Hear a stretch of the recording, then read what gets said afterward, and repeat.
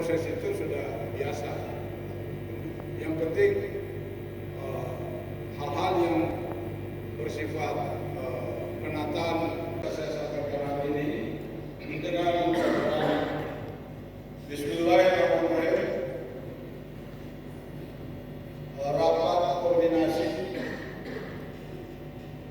sosialisasi penataan daerah pemilihan dan alokasi kursi serta pencalonan perseorangan DPD tingkat provinsi Sulawesi Tenggara pemilu tahun 2024 saya nyatakan dibuka. Sudah tersebar di media-media yang dimiliki oleh KPU.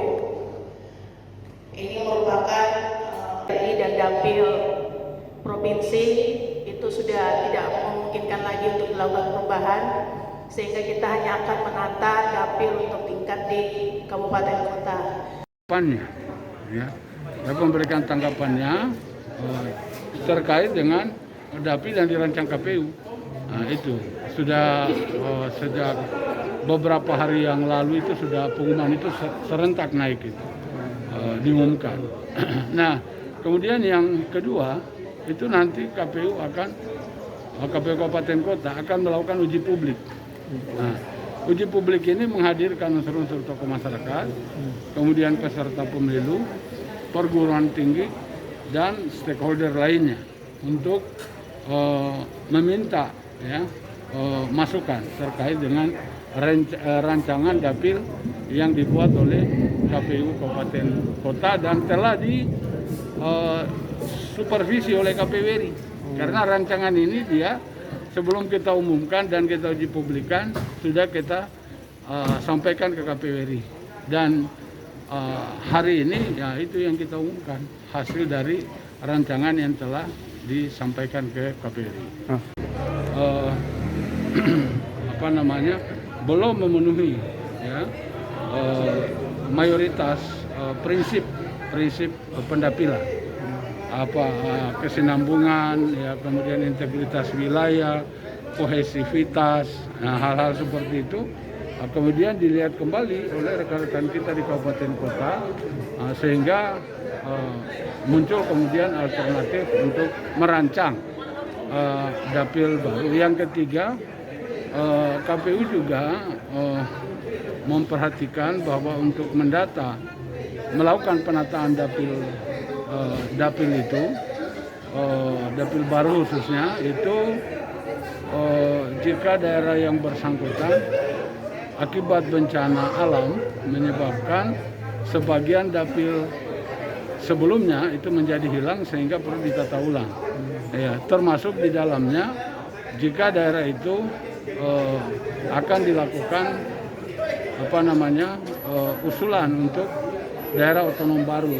Nah, kita tahu kan di Sultra ini ada 5 usulan DUD yang kemarin tim dari DPD RI sudah ketemu dengan pemerintah provinsi mengenai rencana pemekaran wilayah.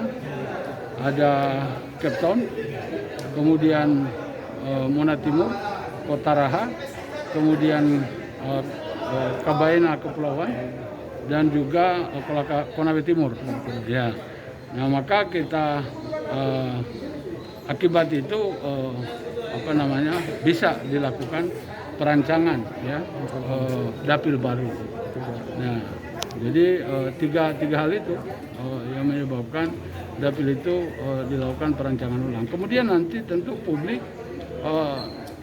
kita minta partisipasinya untuk memberikan masukan. Ada 2 pendekatan yang dilakukan KPU.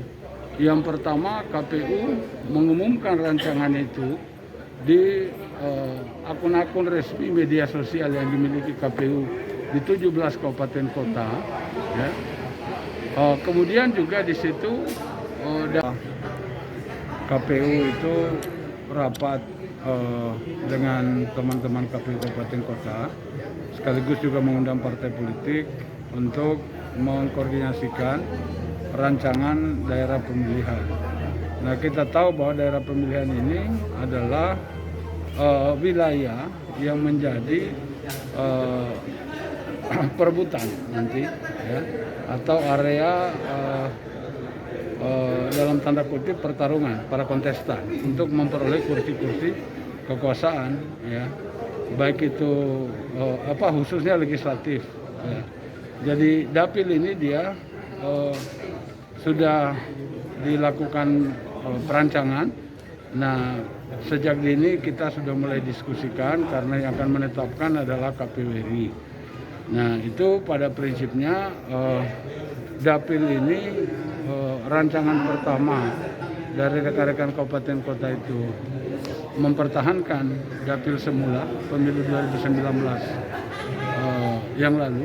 Nah, kemudian ada juga dilakukan penataan terhadap daerah pemilihan alternatif yang lain selain dapil 2019. Nah, faktor yang mempengaruhi terhadap penataan apakah dapil lama kita pertahankan dan kemudian ada rancangan dapil baru disebabkan beberapa hal.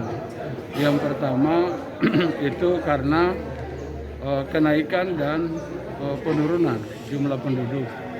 Nah, kenaikan ini menyebabkan berdasarkan ketentuan maka daerah itu dengan jumlah penduduk tertentu kursinya naik, otomatis kan dapil dan alokasi kursinya itu ditata ulang.